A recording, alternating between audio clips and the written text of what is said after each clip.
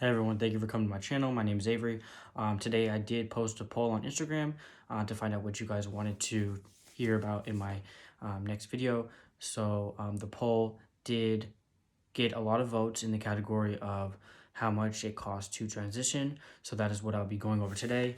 I did type out a list on a Google Doc, so I will be going over that with you guys today.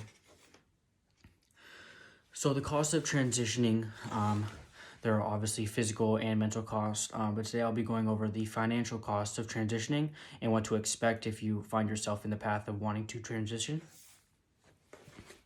So the first thing I have on this list is a binder. That's probably the most important thing for a trans man is a binder to help hide the chest prior to any top surgery that you may have. For a binder, you can find it on Amazon or just like a Google search. They're usually about $20 to $40 depending on which one you get. The next thing on the list I have is a packer used to create a bulge in your pants. Those are roughly between $15 to $100. Just depends on where you go and how much of good quality you want it to have. Usually the cheaper ones don't last as long. The more expensive, they do last longer. The next thing on the list is a stand-to-pee device. Some of them you can use as a packer as well. The one that I have, you can use as a packer, you can use it to pee, and you can also use it for penetrative sex as well. Depending on which one you get, some are cheaper on like the $50 side. But they do have ones that go up to like $400. So again, it just depends what kind that you get. And they do have harnesses as well that you use for the stand-to-pees or the packers, just depending what kind you get. Those often range from about $15 to $50. If you don't want to use a harness, you can use underwear. It kind of just depends what you have. May require different things in regards to underwear or harness. Another cost of transitioning would be the testosterone itself. I did look up on my insurance, and if I did not have insurance, it would be about $108 a month. With insurance, I do pay about $15 a month, so that's not bad. Other thing you need with transitioning and testosterone are the syringes that you use to inject yourself with. Usually a pack is about $10, but with my insurance, I get them for free. If you don't do injections, they do offer gel and testosterone patches. I don't use those, so I don't really know how much they cost, but I'm sure it would be around the same price as the injectable testosterone. Next, I'm going to go over the cost of surgeries. So the first surgery that I had was the mastectomy, the double incision, also known as top surgery. Without insurance, it's going to be about $23,000. I did call my insurance and got the exact price of the claim in the bill submitted to the insurance company. It was $23,605.83. Again, I do have insurance. I actually got it for free. I didn't pay anything. The second surgery I got was the scar revision. Again, it was top surgery, just a revision on the actual scars itself.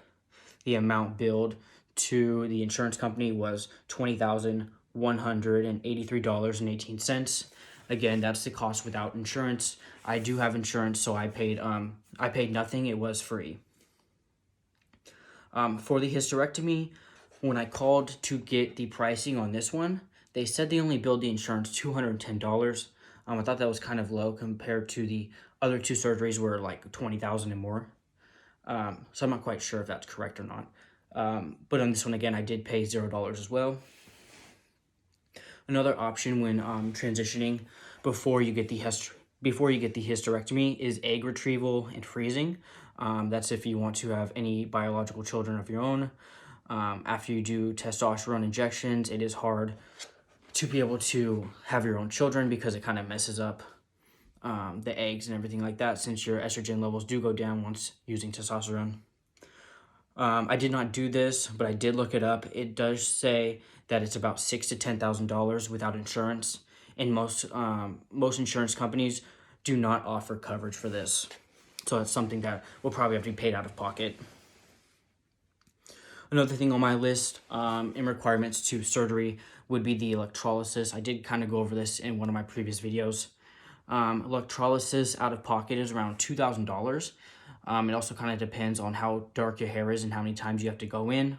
I kind of opted out of this option and chose to get the laser hair removal device that you do on your own. It was about $40 to $50 on Groupon. So if you do want to look for one of those, instead of getting it professionally done, I would advise doing that.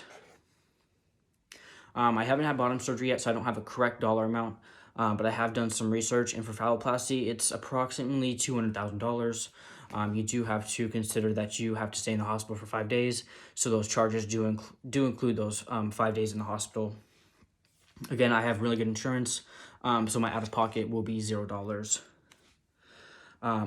All these charges for these surgeries do not include any supplies needed for bottom surgery. Currently, me and my girlfriend together have spent about $200 together on just supplies for after the surgery and healing. And this also does not include any travel expenses. My mom and girlfriend will be staying in a hotel in San Francisco during my stay in the hospital. You know, San Francisco is expensive, so you have to make sure you include those expenses as well. This also doesn't include any lost wages due to not working. All my previous surgeries, I had to take time off work. This specific surgery, I will be taking roughly 12 weeks off of work. One thing I also did not include in any of these prices were any appointment copays or any lab work costs that have to be done. Prior to all of my surgeries, I had to get lab work done, and also pre-op, post-op appointments. When beginning testosterone, they do make you do lab work as well, just to test your hormones. And then once you start taking testosterone, they do like you to have monthly checkups to see where your levels are at, to make sure they're not too high or too low. This is used to change your dosage. In the beginning, they like to start you off very low just so your body gets used to it. And then after the time, they do allow you to up your dose. So that way your T levels are kind of where you want them to be. Again, these are kind of just the some of the charges that I had and a couple extras that I did search. Like the egg retrieval and the freezing, I did not do that, but pretty much everything else I have had to spend money on in order to transition and get to the point where I'm at now. Again, everyone will be different. Everyone will have different surgeries, go through different stages, and require different products. It is based on your need and your dysphoria and what makes you feel better. Again, I'd like to thank you guys for watching this video, and thank you to everyone who voted for this to be a topic. I will be talking about some of my tattoos and the meaning behind them, as they are all related to being trans. So I will go over that with you guys. If you have any questions, please comment below. Don't forget to like, comment, and subscribe. Thank you guys. Have a great night.